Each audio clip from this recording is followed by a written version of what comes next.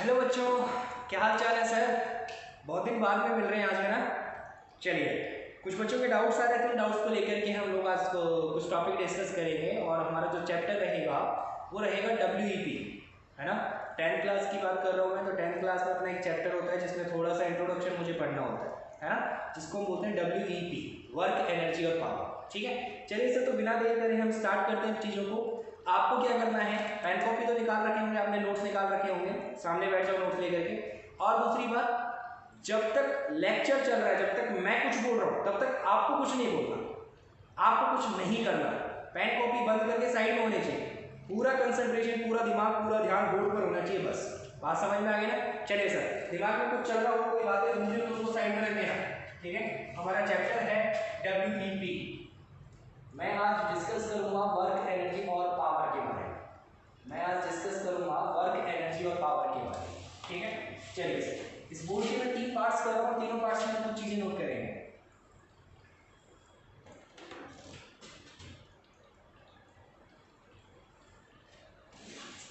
एक बार हम पढ़ेंगे वर्क, एक बार हम पढ़ेंगे एनर्जी और एक बार हम पढ़ेंगे पावर। वर्क, एनर्जी और पावर क्या क्या होते हैं, क्या नहीं होते, उस चीजों की बात करेंगे। ठीक है, देखिए सर, सबसे पहले वर्क को समझते हैं। काम क्या है? फॉर एग्जाम्पल, काम काम काम काम मैं सुनता भी रहता हूँ कि घर में कोई कुछ करता नहीं है, हमारा बेटा खराब है, निकम्मा है, कोई काम नहीं करता, हमारी बेटी कोई काम नहीं करती, है ना। तो एक्चुअल में ही काम क्या है, उसको साइंटिफिक डेफिनेशन देनी है। वैसे तो मुझे समझ में आता है, मान लो फॉर एग्जाम्पल यार, मुझसे मेरे पापा ने बोला कि बेटा जा मार्केट से सामान लेके आ, जा मार्केट से सामान लेके आ। ठीक है, तो यार उस टाइम पर, उस प्रोसेस पर देखना क्या हो रहा है, उस प्रोसेस पर देखना क्या हो रहा है। आप घर से गए, सामान उठाया, वापस आए, है ना। तो पापा ने बोला कि हाँ बेटा आज कुछ काम किया। देखो हुआ क्या, आप गए, सामान उठाया, मेहनत की और वापस आए, तो बोला कि कुछ काम किया। आप घर से जाते ही नहीं तो आपको क्या बोलते कि निकम्मा है, कोई काम नहीं किया। इसका मतलब आपने मेहनत की, फोर्स लगाया, आप गए, गए मतलब कुछ डिस्टेंस कवर की, वापस आए मतलब कुछ डिस्टेंस चली आपने, फिर कुछ काम हुआ, है ना। तो बच्चों, फिजिक्स में या बात करें साइंस में, तो वर्क जो होता है उसको डिफाइन किया जाता है फोर्स और डिस्टेंस या डिस्प्लेसमेंट की टर्म्स में। किसमें? फोर्स और डिस्प्लेसमेंट की टर्म्स में, कि आप कितना चले, कितना फोर्स लगाया और कितना चले। ठीक है, मान लो मैं किसी चीज को धक्का दे रहा हूँ, पुश कर रहा हूँ, तो मेरे फोर्स के इफेक्ट में, मैं जो बल लगा रहा हूँ उस फोर्स के इफेक्ट में वो चीज कितना खिसकी, उस पर डिपेंड करता है कि कोई काम हुआ या नहीं। मान लो यार मैं किसी चीज को लेकर जा रहा हूँ, अब मैंने उसको पुश किया, लेकिन मेरे बल से या मेरे फोर्स में उतनी ताकत नहीं है कि मैं उसको खिसका पाऊँ, आगे की तरफ सरका पाऊँ, तो मैंने कुछ काम नहीं किया। क्यों? क्योंकि डिस्प्लेसमेंट नहीं हुआ। फोर्स तो लगाया मैंने, धक्का दिया, लेकिन डिस्प्लेसमेंट नहीं हुआ। बात समझ में आ रही है? इसलिए कोई काम नहीं हुआ। ठीक है, दूसरी बात, मान लो कोई और इंसान उसमें धक्का देकर उसको खिसका ले जाता है और मेरे से पूछते कि तूने कितना काम किया, तो मैं बोलूंगा सर कोई काम नहीं किया। क्यों? क्योंकि इस बार देखो डिस्प्लेसमेंट हुआ, लेकिन फोर्स मेरा नहीं था, जो फोर्स लगाया वो किसी और ने लगाया, तो काम उसने किया, मैंने नहीं किया। बात समझ में आ रही है क्या? है ना। तो चीजें ध्यान रखें। ठीक है, चलिए, तो वर्क क्या होता है बच्चों, ध्यान रखें पहले इसकी डेफिनेशन। जो फोर्स होता है डिस्प्लेसमेंट होता है, ध्यान रखें। वर्क क्या होता है बच्चों? Product of force and displacement, product of force and displacement. ठीक है, मतलब W को आप बोल सकते हो F इंटू एस, W को आप बोल सकते हो F इंटू एस। ठीक है, अब ध्यान से सुनो, एक चीज और आती है इसमें। मान लो here we have some angle between F and S। बच्चों, फोर्स एक वेक्टर क्वांटिटी है। वेक्टर और स्केलर आपने 9th में पढ़ लिए होंगे ना। ऐसी क्वांटिटी जिनके साथ डायरेक्शन होती है वो वेक्टर होते हैं, और जिनके साथ डायरेक्शन नहीं होती वो स्केलर होते हैं, है ना। तो फोर्स देखो मैं लगा रहा हूँ इधर, तो फोर्स की एक डायरेक्शन है कि मैं इधर लगा रहा हूँ, तो फोर्स एक वेक्टर क्वांटिटी है। मान लो मैं इधर गया, तो मैं इधर गया, मेरी डायरेक्शन है कि मैं इधर गया, कितना गया, इधर गया। ठीक है, बात समझो। तो डिस्प्लेसमेंट भी एक वेक्टर क्वांटिटी। ठीक है, तो फोर्स एंड डिस्प्लेसमेंट दोनों वेक्टर के बीच अगर कोई एंगल है एट थीटा, मान लो, ठीक है। मतलब क्या है कि यार ये कोई ब्लॉक था m मास का, आपने इस ब्लॉक पर ऐसे फोर्स लगाया F, या तब इसको ऐसे खींचोगे तो ये जाएगा तो इधर ना, तो इसका डिस्प्लेसमेंट तो राइट साइड में है, लेकिन फोर्स कुछ एंगल पे लग रहा है। एंगल डिस्प्लेसमेंट तो इधर है राइट साइड में, फोर्स ऊपर है। मान लो ये एंगल कितना है थीटा, ठीक है। तो इस कंडीशन में बच्चों जो फोर्स लिखा जाता है, वर्क लिखा जाता है, वो लिखा जाता है Fs cos थीटा। क्या लिखा जाता है बच्चों? Fs cos theta. बात समझ में आ गई क्या? Fs cos थीटा, ठीक है, Fs cos थीटा। ऐसा क्यों हुआ बच्चों? ऐसा इसलिए हुआ, ध्यान से देखो यार, अगर मैं इस पे एक ट्रायंगल बना लूं ऐसे, मैं क्या देखना चाह रहा हूं, ये फोर्स आपने इधर लगाया सर, इधर नहीं लगाया, तो आपका पूरा पावर तो इधर की तरफ लग ही नहीं रहा, कुछ पावर इसको ऊपर की तरफ उठाने में भी लग रहा है। बात समझो, आपने इधर लगाया है ना, तो इस फोर्स के दो कंपोनेंट होते हैं, एक तो इधर आता है कंपोनेंट और एक इधर आता है कंपोनेंट। कैसे सर? इसकी लेंथ कितनी है? मान लो ये तो आपने f दी है, यहाँ से यहाँ तक ये वाला वेक्टर की लेंथ तो f है, आप इसकी लेंथ निकाल लो, इसकी। मान लो मैं इसको ओ ए बी बोल देता हूँ, ट्राइंगल ओ ए बी, ठीक है।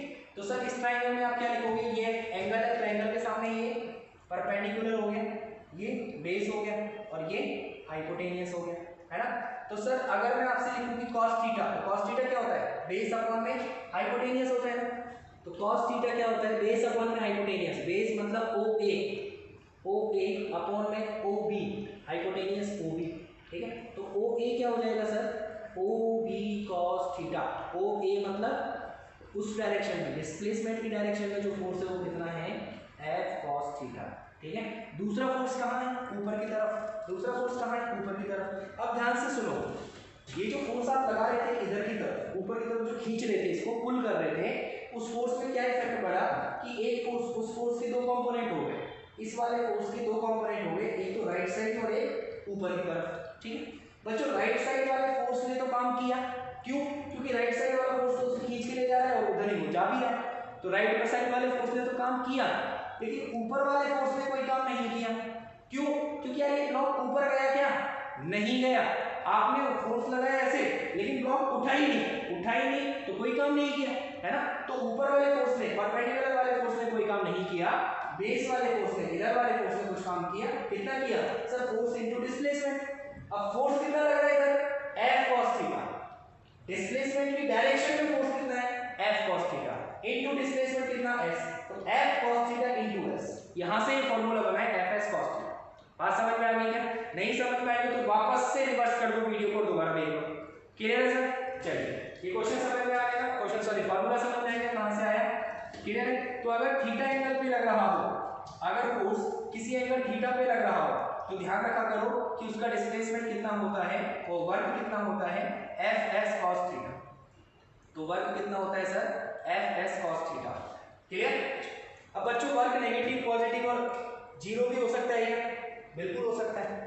देखो फोर्स भी जीरो नहीं है, एस भी जीरो नहीं है, फिर भी ये चीजें हो सकती हैं क्या? हाँ हो सकती है। देखो कैसे यार, वर्क डिपेंड किस पे कर रहा है? फोर्स पे, डिस्प्लेसमेंट पे और एंगल पे, थीटा पे, ठीक है। देखो जरा क्या है, देखो जरा क्या है सर। पहला W पॉजिटिव है। पॉजिटिव कब होगा? जब फोर्स भी हो, डिस्प्लेसमेंट भी हो और थीटा 0 डिग्री हो, तो ये आएगा मैक्सिमम। क्या आपने जितना भी फोर्स लगाया है वो उधर ही लगाया जिधर जाना है उसको डिस्प्लेसमेंट करना, ठीक है।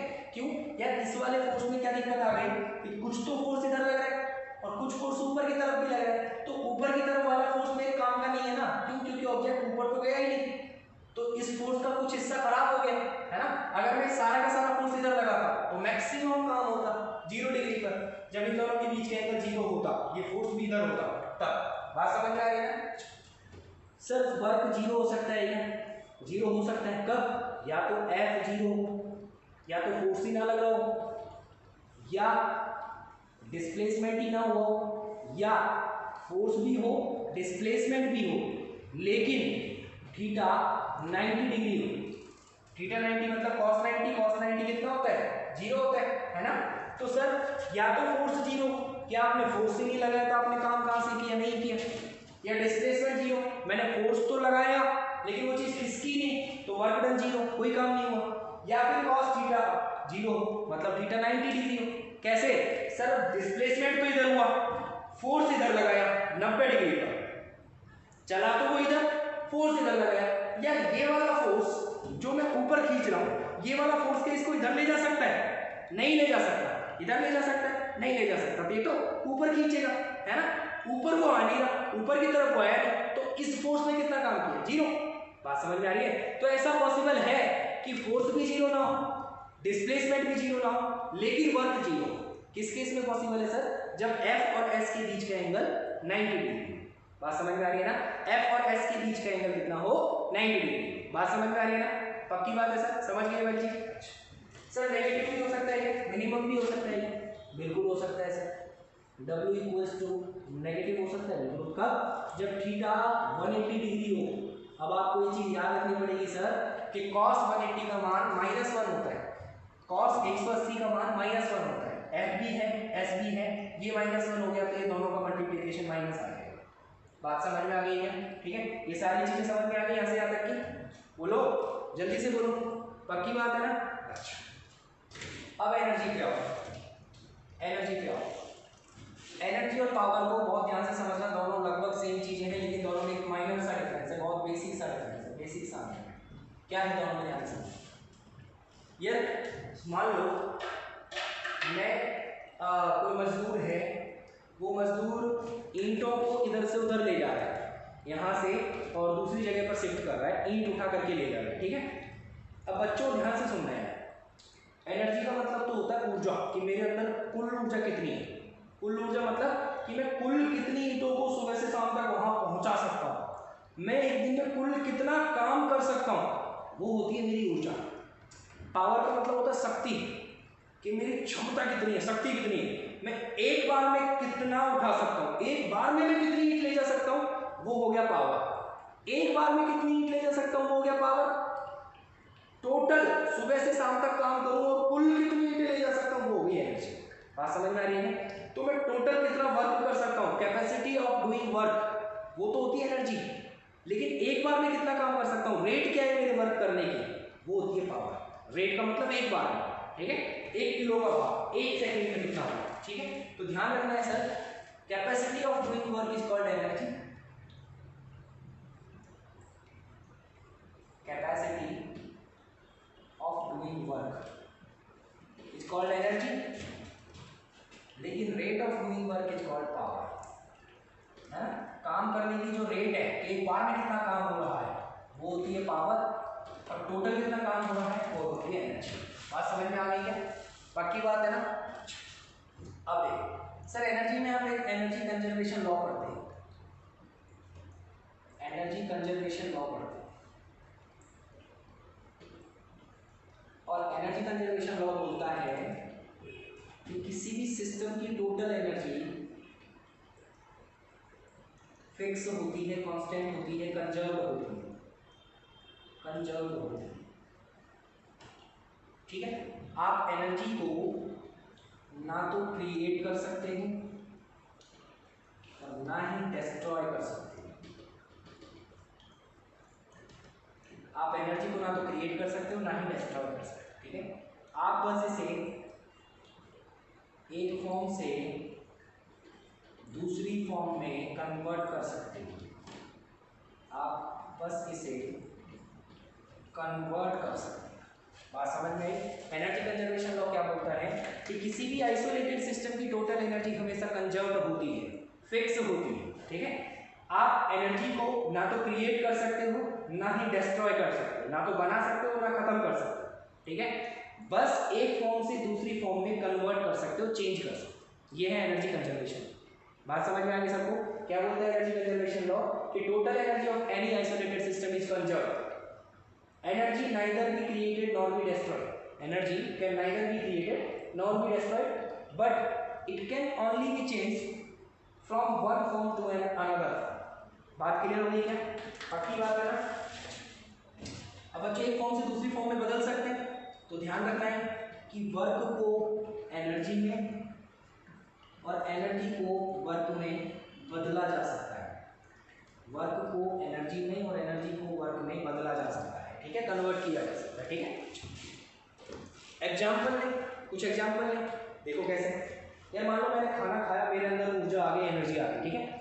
अब मैं किसी चीज़ को धक्का देकर के उसको आगे तक लेकर के जाता हूँ, ठीक है। क्या होगा कि मेरी एनर्जी थोड़ी कम हो जाएगी, मेरी एनर्जी कम हो जाएगी, है ना। मैं थक जाऊँगा ना, एनर्जी कम हो जाएगी, है ना। अब एनर्जी कम हो गई तो वो एनर्जी खत्म तो नहीं हो सकती, कहाँ गई वो एनर्जी? सर वर्क में कन्वर्ट हो गई। क्यों? क्योंकि मैंने एनर्जी दी, तभी तो वो ऑब्जेक्ट यहाँ से वहाँ खिसका। बात समझ में आ रही है ना। तो वो एनर्जी किस में कन्वर्ट हो गई? वर्क में कन्वर्ट हो गई। वर्क एनर्जी में कन्वर्ट हो सकता है क्या? बिल्कुल हो सकता है। कैसे? देखो यार, मान लो सर्दी जब पड़ रही होती है तो हम लोग क्या करते हैं, अपने हाथों को ऐसे रब करते हैं ना, ऐसे रगड़ते हैं, और ऐसे रगड़ने से हाथ क्या हो जाते हैं? गर्म हो जाते हैं। हाथ क्या हो जाते हैं? गर्म हो जाते हैं, है ना। तो ये देखो, ये जो काम कर रहा हूँ मैं, ये वर्क है। मैं एक दूसरे को स्लाइड कर रहा हूँ, डिस्प्लेसमेंट कर रहा हूँ फोर्स लगा करके, ये तो मैं काम कर रहा हूँ कि हाथों को रगड़ रहा हूँ, ये तो वर्क हो गया। लेकिन बच्चों, हाथों को रगड़ने से जो एनर्जी बनी, जो हीट जनरेट हुई, वो एनर्जी कहाँ से आई है? मैंने वर्क किया, वर्क कन्वर्ट हो गया किसमें? Heat energy. बात समझ में आ रही है ना? बात समझ में आ रही है ना बच्चों? बात समझ में आ रही है ना? ठीक है। तो वर्क को एनर्जी में कन्वर्ट किया जा सकता है। क्लियर है सर? बच्चा लोग, एनर्जी मेरे पास जो मेनली एनर्जी जो मुझे अच्छे से पढ़नी होती है वो होती है मैकेनिकल एनर्जी, वो होती है मैकेनिकल एनर्जी।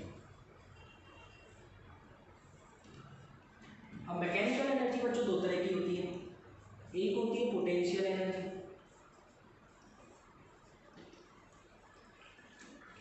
एक होती है काइनेटिक एनर्जी।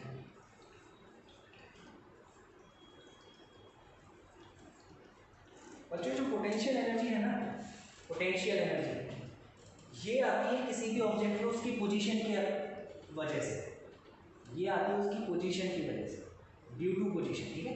काइनेटिक एनर्जी जो होती है ये आती है उसकी मोशन की वजह से, उसके चलने की वजह से। काइनेटिक एनर्जी का फिक्स फॉर्मूला होता है हाफ mv²। अगर कोई m मास का ऑब्जेक्ट v वेलोसिटी से चल रहा हो तो उसकी काइनेटिक एनर्जी क्या होती है? Half mv²। काइनेटिक एनर्जी का मतलब क्या होगा सर? काइनेटिक एनर्जी को आप ऐसे समझ लो, फॉर एग्जांपल क्या कि कोई ऑब्जेक्ट है, ठीक है। अब वो दौड़ रहा है ना। एक तो मान लो बाइक आ रही है दौड़ते दौड़ते सेम स्पीड 40 की स्पीड में, तो वो किसी चीज़ से टकराएगी तो कुछ नुकसान होगा थोड़ा बहुत। अब मान लो 40 की स्पीड में ट्रक आ रहा है दौड़ते दौड़ते, ट्रक, अब वो 40 की स्पीड में टकराएगा तो और ज़्यादा नुकसान हो जाएगा। बात समझ में आ रही है ना? स्पीड सेम थी लेकिन मास अलग अलग होने से भी नुकसान ज़्यादा हुआ, है ना। या किसी चीज़ को दौड़ते दौड़ते आ रहे हैं तो उसको रोकने के लिए कुछ फोर्स लगाना पड़ता है ना, कुछ वर्क करना पड़ता है रोकने के लिए, है ना। अब उसकी एनर्जी को खत्म करने के लिए वर्क कर रहा है, इसका मतलब उसके पास पहले से एनर्जी थी जिसको मैं खत्म कर रहा हूँ, उसको रोक रहा हूँ, है ना। तो वो जो एनर्जी थी ना उसके पास जब वो दौड़ रहा था, वो एनर्जी उसकी काइनेटिक एनर्जी। बात समझ में? एक होती है पोजीशन की वजह से। पोजीशन की वजह से कैसे? कि मान लो कोई ऑब्जेक्ट ऊंचाई पे रखा है, वहां से आप उसको छोड़ते हो तो वो ऑटोमेटिक नीचे आ जाएगा, खुद से नीचे आ जाएगा, आपको कुछ करने की जरूरत नहीं है। अब वो खुद से आया ना, इसका मतलब उसके पास उस टाइम पर कुछ ना कुछ एनर्जी थी जो उसने काम में ली और वो नीचे आ गया। बात समझ में आ रही है ना? लेकिन कोई ऑब्जेक्ट नीचे से ऊपर थोड़ी जाता है ना। क्यों? क्योंकि बच्चों नीचे से ऊपर जाने के लिए आपको एनर्जी देनी पड़ेगी, आप उसको एनर्जी दो वो ऊपर जाएगा, आप उसको पकड़ो उठा करके लेकर जाओ तो वो ऊपर जाएगा। बात समझ में आ रही है ना? लेकिन ऊपर से छोड़ दोगे तो नीचे खुद ही आ जाएगा। क्यों? क्योंकि ऊंचाई की वजह से उसके पास एनर्जी थी, आप कुछ हाइट की वजह से उसके पास एनर्जी थी, मतलब वो किसी हाइट पर था, किसी पोजीशन पे था, तो पोजीशन बदली तो उसकी एनर्जी बढ़ी। बात समझ में आई क्या? बोलो, पक्की बात है ना? है ना? तो वर्क एनर्जी पावर में चीज समझ में आ गई, मैकेनिकल एनर्जी, पोटेंशियल एनर्जी और काइनेटिक एनर्जी क्या होती है। हाँ ठीक है बच्चे, समझ में आया ना? मैकेनिकल और पोटेंशियल एनर्जी और काइनेटिक एनर्जी क्या होती है ना। अब इनके जो डेरिवेशन है ना बच्चों पोटेंशियल एनर्जी की, ग्रेविटेशनल फील्ड में, स्प्रिंग में, और वो सारी चीजें मैं आपको नेक्स्ट वीडियो में बताऊंगा। अभी तो बस इनका इंट्रोडक्शन ले रही है, अच्छा है। बात समझ में आई क्या? चलिए, एनर्जी पावर क्या है सर? रेट, कि एक बार में कितना वर्क किया। मान लो यार आप टी टाइम में टोटल काम करते हो W, टी टाइम में 1 सेकंड में कितना करोगे? 1 में कितना करोगे सर? W/T, यही तो पावर है। तो पावर को आप क्या बोल सकते हो? वर्क/टाइम, कि कितने टाइम में आपने कितना वर्क किया, वो वैल्यू आप दे दो तो पावर आ जाएगी। बात समझ में आ रही है ना सर? वर्क क्या होता है? फोर्स इनटू डिस्प्लेसमेंट अपॉन में टाइम मतलब टी। इसको मैं ऐसे लिख दूंगा F इनटू S अपॉन में टी। सर डिस्टेंस अपॉन में टाइम, डिस्टेंस अपॉन में टाइम, डिस्टेंस अपॉन में टाइम क्या होता है? स्पीड होती है क्या? स्पीड होती है क्या? तो फोर्स को क्या मैं पावर को क्या मैं फोर्स इनटू वेलोसिटी लिख सकता हूँ, लिख सकता हूँ वहां से, ठीक है। अब ध्यान से सुनो सर, ये मैंने थोड़ा सा इंट्रोडक्शन पढ़ा है वर्क एनर्जी और पावर के बारे में कि कौन सी चीज क्या होती है, किस फॉर्मूले से कैलकुलेट। क्लियर? आज की जो वीडियो है ये बस इंट्रोडक्शन के लिए है, हर चीज़ के इसके क्वेश्चंस कैसे होते हैं, एनर्जी के क्वेश्चंस कैसे होते हैं, इसके क्वेश्चंस कैसे होते हैं, वो हम डिस्कस करेंगे नेक्स्ट वीडियो में। जो भी डेरिवेशन है वो भी हम डिस्कस करेंगे नेक्स्ट वीडियो में, ठीक है। इन चीज़ों को अच्छे से समझ लेना टर्म्स को कि ये हैं क्या। क्लियर हो गई बात? चलिए सर, बाकी का लेक्चर हम नेक्स्ट वीडियो में डिस्कस करते हैं। मिलते हैं नेक्स्ट वीडियो में, तब तक के लिए थैंक यू वेरी मच।